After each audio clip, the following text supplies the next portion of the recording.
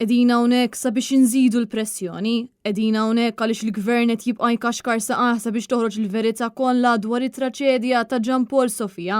Dan sostnih il-kap tal-Partit Nazzjonalista Bernard Grech meta flimkien mad-deputati nazzjonalisti Jerome Caruana Cilja u Stanley Zammit indirizza konferenza f'Kordin fil-post fejn 3 xhur ilu tilef ħajtu traġikament Jean-Paul Sofia. Bernard Grech qal li din il-ġimgħa intaqa' mal-qraba ta' Jean-Paul Sofia fejn dawn insistew li minkejja diversi talbiet li jagħmlu mal-awtoritajiet huma qed iħossu li mhux qed isir biżżejjed u għalhekk il-kap tal-Partit Nazzjonalista ħabbar li se jressaq mozzjoni fil-Parlament sabiex isir inkjesta pubblika ħalli toħroġ il-verità. Qegħdin hawnhekk biex inżidu din il-pressjoni u għaliex nemmnu li hemm bżonn li toħroġ il-verità kollha anki f'dan il-każ għaliex nemmnu li ħadd m'għandu jmur għax-xogħol u jmut mingħajr ma nsiru nafu l-verità kollha ħalli dan ma jerġax isir.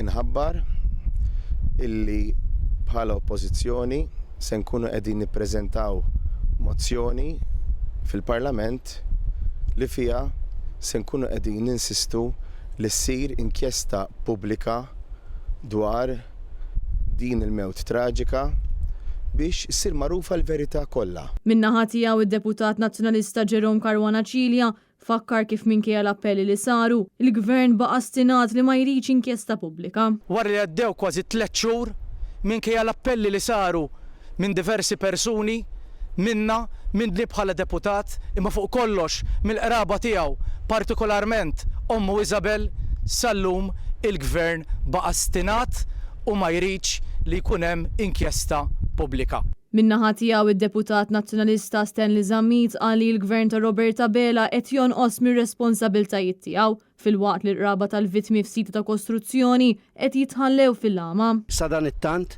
il-Gvern ta' Roberta Bela qiegħed jibqa' ċass jilmenta minn proċessi ferneżija u attitudnijiet ħżiena fil-qasam tal-kostruzzjoni. Sa dan it-tant, il-Gvern ta' Roberta Bela jiddeċiedi li jibqa' jostor il-verità u jirrifjuta illi jagħmel inkjesta pubblika. U sa dan it-tant, il-familja ta' Jean-Paul Sofia u ħafna familji oħrajn jitħallew fil-għama. Din it-traċedja kienet seħħet fil-bidu ta' Diċembru li għadda meta f'binja f'Kordin li kienet għadha fi stat ta' kostruzzjoni ikrollat b'sitt ħaddiema jispiċċaw taħt il-ġebel u t-terrapin. Dakinhar kienu ħarġu wkoll filmati xokkanti li jurew il-mument eżatt li fih ikrollat il-binja bil-każ għadu sal-lum mifni b'diversi mistoqsijiet li baqgħu mhux imwieġba.